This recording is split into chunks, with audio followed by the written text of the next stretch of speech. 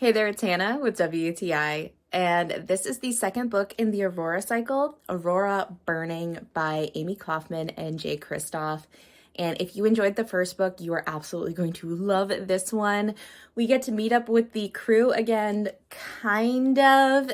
These are just such unique books. I'm not going to spoil anything for you, but it's so much fun. If you are a fan of young adult, a fan of sci-fi, you're gonna love these characters. There are human, alien, there are hybrid characters. These are just so fun and unique.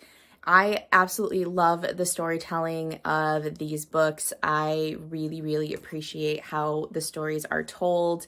It has a very traditional young adult style, but at the same time, there are a lot of little extras, getting to see different characters' viewpoints, getting to see things from the chat, or seeing some of the things explained in different ways. I just really love these books. I think they are so much fun. So if you really enjoyed the first book in the Aurora Cycle, you definitely need to pick up Aurora Burning. You are going to love it. That's my point of view.